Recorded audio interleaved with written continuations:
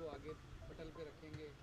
बिल्कुल। आज सदन में हाई टेंशन लाइन के एक प्रकरण को हमने रखा।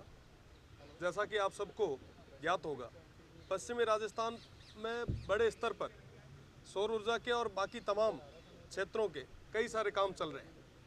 किसानों की मांग है कि साहब जो भी हाई टेंशन लाइन्स निकल रही है, जिस काश्तकार के खेत में निकल रही है, उसको उचित मुआवजा मिले। वर्तमान स्थिति ये है कि उस काश्तकार को किसी भी तरीके का कोई मुआवजा नहीं मिल रहा और बिना किसी सहमति के अवैध तरीके से अंदर कार्य किए जा रहे हैं। जब किसान विरोध करते हैं तो प्रशासन और पुलिस उन्हें दबाने का काम कर रही है। आज प्रदेश की सरकार के सामने और सदन में इस चीज़ को मजबूती से रखा कि किसानों के साथ किसी भी तरीके से उनके हक और अधिकारों के साथ कोई हनन नहीं होना चाहिए। और जो उनकी मांग है, मुआवजे की मांग है। साहब, एक किसान है, उसके पास 4 बीघा ज़मीन है।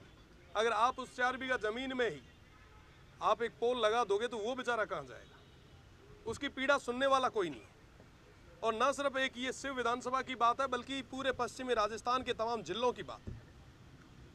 कोई किसान अगर विरोध करने के लिए आगे आता है तो उस प्रशासन और पुलिस दबाने का प्रयास करती है। कहते हैं कि साहब मुकदमे दर्ज कर देंगे, अंदर डाल देंगे। एक तरफ प्रदेश की सरकार कह रही है कि साहब हम तमाम जो किसान हैं उनके हकों की रक्षा करेंगे, और दूसरी तरफ इस तरीके की घटनाएं घटित हो रही है। आपको बताना चाहूँगा कि पिछले कुछ समय से शिव विधानसभा क्षेत्र में भी हाई टेंशन लाइन का जो इश्यू था वो बड़ा चला। लगभग 60 दिन तक किसानों ने धरने प्रदर्शन दिए। जब इस मामले के बारे में मुझे ज्ञात हुआ तो मैं क्षेत्र पे गया, वहाँ पे देखा तो वाकई किसानों के साथ में कुठाराघात हो रहा था। हमने विरोध किया और शिव विधानसभा में पूरा मुआवजा किसानों को मिला। ये इसलिए मिला क्योंकि हमने लड़ाई लड़ी, और कई जगह ऐसी स्थिति है कि किसानों की बात रखने के लिए कोई आगे नहीं आ रहा। मेरा तो निवेदन रहेगा सभी से और प्रदेश की सरकार से विशेषकर कि उनके मुआवजे के लिए विशेष कानून आप बनाएं, ताकि हाई टेंशन लाइन जहाँ से भी निकल रही है, जिन किसानों के खेत, जिन काश्तकारों के खेत खराब हो रहे हैं, उनको पूरा मुआवजा मिले, ताकि आने वाले समय में वो पूरे तरीके से अपनी ज़मीन से हाथ न धो बैठे।